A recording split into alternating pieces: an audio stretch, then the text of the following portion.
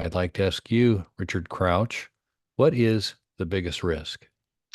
I would say, and there are a few concepts within this, but I would say probably the biggest risk is not having the self-awareness to recognize your own limitations. And what I mean by that is there are a couple ways that this can play out.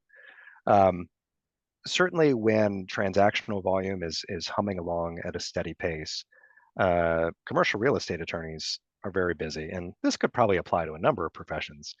But sometimes the pace at which we must work, particularly with the mindset that time kills deals, and that's the mindset that we live by, but sometimes that pace can preclude extensive deliberation on important, sophisticated matters. And so I would say one of the ways to mitigate that risk is obviously you have to review every deal on a case by case basis. No two deals are exactly the same, but you do need to have certain um, preventative measures in place to basically back check yourself. Basically, have certain things, whether they be templates, checklists, and so on, where on every deal, although some issues will leap out more than others, that you're basically looking at every single issue that could be an issue and disclosing that to the client. And if the instruments or the language of the deal address it, you tell the client how they address it. If they don't address it, you reveal that to them as well. And that's something that, from a practice management standpoint, definitely improves the consistency and the reliability of our product and our client's ability to rely on that. Some of the other things in terms of just recognizing your own limitations is you're only one person and you can't do it all yourself. Sometimes it's a function of physical time. You can't do it. Sometimes it's an issue of being cost effective and using perhaps a less seasoned but more affordable attorney on your team to help you review certain documents or prepare certain documents.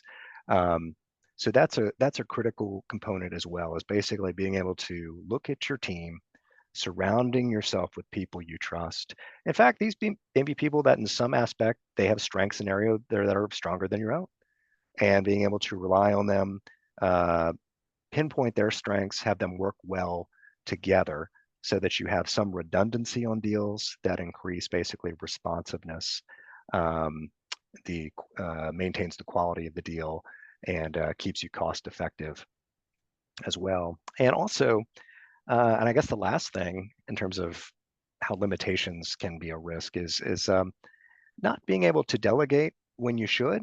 And I know this dovetails maybe with the prior principles, but it does basically limit your bandwidth and your ability to expand your own business and your own practice by not being able to trust those that you've trained around you and grown around you, um, to basically have the same skills that you've learned as well. So those are the general risks that I encounter, and those are some things that over almost two dozen years of practicing that we've put in place to really mitigate those, at least as an attorney. Now, for our clients, I would say probably the biggest risk is similar to what I was saying before, is being too hasty um, to land the deal, get the deal, finish the deal without properly documenting what happens when things go wrong. I'd say that's probably the biggest issue. And sometimes we see this with less experienced syndicators, is they're so eager to get the deal. They haven't really thought through how they're going to get it financed or how they're going to raise the equity. And so oftentimes there's a bit of a scramble there. So that's another thing where, in terms of being prospective and forward looking, it's helpful to not lose sight of those more important things, because without the equity and without the financing, it's definitely very difficult to actually get the deal done. Um, so there's some of the things that we basically highlight um, for our clients to be mindful of, and again, to just always be transparent and honest. And I say this quote often, that an honest man doesn't have to remember what he said, and I think that's um, a very good tip for anybody who's particularly handling other people's money, to live by.